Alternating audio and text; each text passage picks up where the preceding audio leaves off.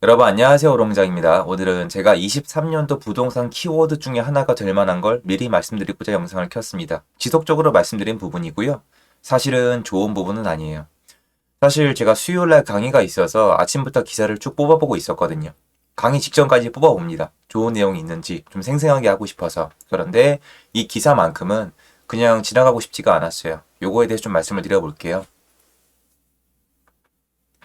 빌라 전세거래 반토막, 세입자 보증금 달라, 집주인 방이 안 나가. 이게 무슨 말이냐면은, 여러분 우리가 상식적으로 생각을 해보면은, 지금 뉴스만 키면 어떤 얘기가 나오냐면, 여기도 나와 있잖아요. 빌라왕, 건축왕 빌라왕. 얘네 제가 다큐 찾아봤는데요. 정말 악질이더군요. 그냥 범죄자입니다. 양아치. 뭐라고 표현될지 모르겠습니다. 저는 솔직히 말씀드릴게요. 제가 봤을 때 거의 인간 쓰레기입니다. 그 이상 표현도 아까울 정도로 세입자분들에게 통화하는 내용이나 한 직거래를 봤는데 변호고 나발이고 가치가 없어요. 제가 말을 아끼겠습니다.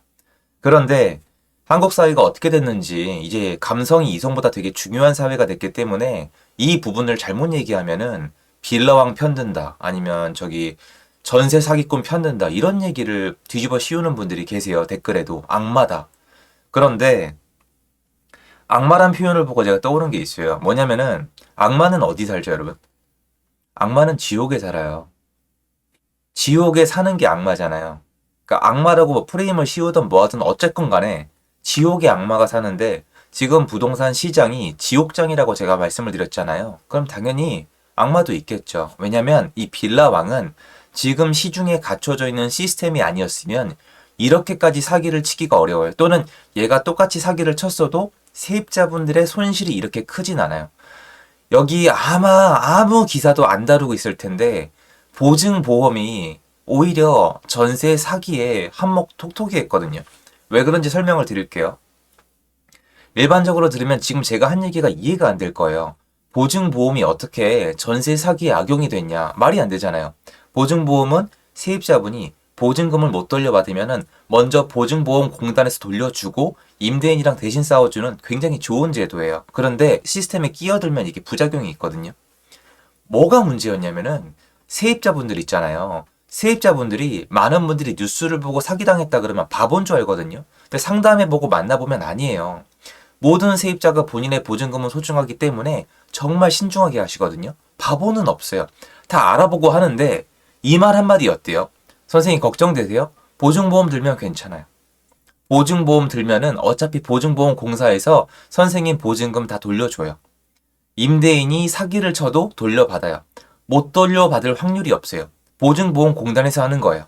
나라에서 하는 거예요. 나라에서 공인하는 거예요. 하면 어떠세요? 속기 훨씬 편하잖아요. 그걸 악용한 거예요. 왜냐면 이 전세 사기꾼들은 어차피 돌려받으면 되거든요.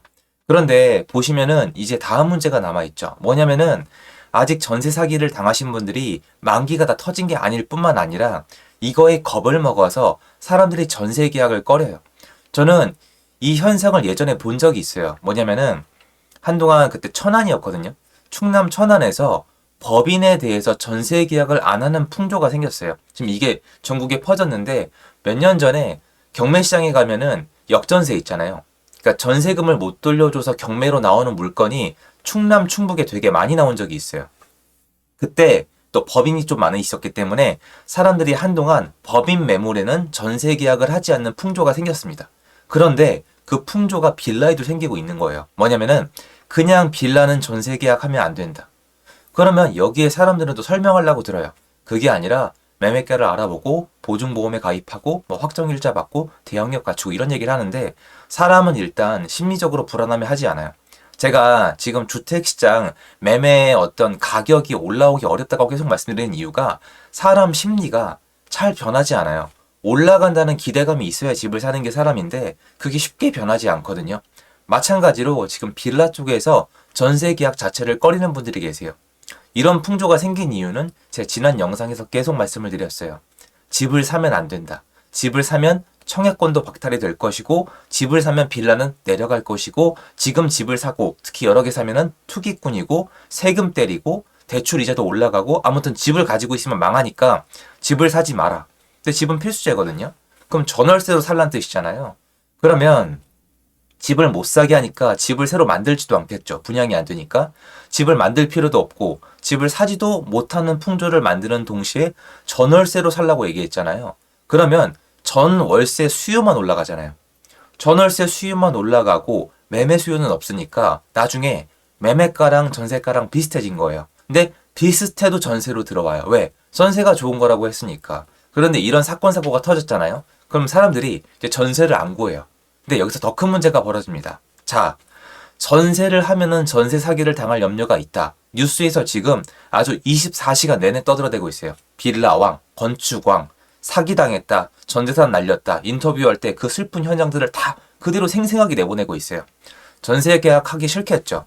저도 계속 영상에서 말씀을 드렸죠. 그러면 사람들이 전세 계약하기 싫으니까 집을 살까요? 아니요. 이미 이렇게 된 이유가 집을 사면 안 된다고 국가에서 분위기를 깔았기 때문이에요. 지금 시스템은 어떻게 되고 있냐면 집을 사도 안 되고 엄연히 따지면 지어도 안 되고 지으면 망하기 좋게 만들어 놨거든요, 이제.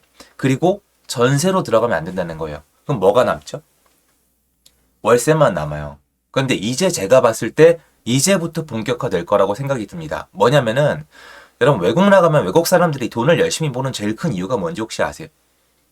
이거는 본인의 상황이 되기 전까지는 절대 못 느끼는 것 같아요. 외국 사람들이 열심히 일하는 첫 번째 이유는 놀랍게도, 정말 놀랍게도 자기 인생의 발전이 아니라 월세예요. 왜 그러냐? 월세를 못 내면 밖에 쫓겨나야 됩니다. 밖에 나가야 돼요. 미국은 노숙자가 되게 많잖아요. 집 뺏기는 거 되게 공포심이 있단 말이에요. 월세를 내기 위해서 일하는 인생 상상해 보신 적 있으세요? 전 생각만 해도 되게 슬프거든요. 내가 내 인생을 열심히 일하면서 사는데 그 주된 목적이 월세예요. 그럼 여러분이 저한테 물어보세요. 야, 그럼 대출이자 내는 거나 뭐가 다르냐? 다르죠. 대출이자를 내기 위해서 열심히 일하는 사람은 소유권이 나한테 있기 때문에 희망이라는 게 존재합니다. 올라간다는 얘기를 하고 있는 게 아니에요, 여러분. 또 뭐라고 하실까봐. 그게 아니라 어쨌건 내 거를 지키기 위해서 빚을 갚아 나가는 거랑 월세를 내는 거랑은 정말 달라요. 실제로 내보신 분들은 느꼈을 거라고 저는 믿거든요. 실제로 내보셨으면. 월세는 그냥 임대인한테 들어가서 소멸되는 거고 대출금은 그렇진 않아요. 그런데 임대인도 그 월세를 받아서 어떻게 되고 있냐? 전부 다 세금 내야 돼요. 진짜로. 세금이랑 대출이자 내야 됩니다. 그러면 앞으로 어떻게 되겠어요? 진짜 월세화 가는 거예요. 월세화가 되어 가는데 아직 기사가 안 나오고 있는데 한국의 월세는요. OECD 국가에서 가장 쌌어요. 정말 쌌어요. 정말 정말 정말 저렴했던 거예요. 그 이유는 딱 하나예요. 다 필요 없고 딱 하나입니다.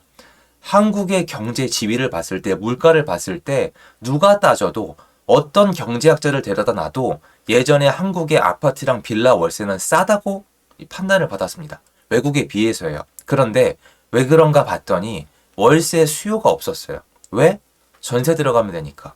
전세 자금 대출이 나으니까. 전세가 항상 월세보다 좋았기 때문에 전세를 택하지 않고 월세를 택하면 더 많은 돈이 날아가니까 계산을 해본 다음에 전세를 택하면서 월세 수요가 적었던 거예요. 근데 이렇게 임의적으로 반지하도 없애겠다. 뭐 그것도 반대한다는 뜻이 아니에요.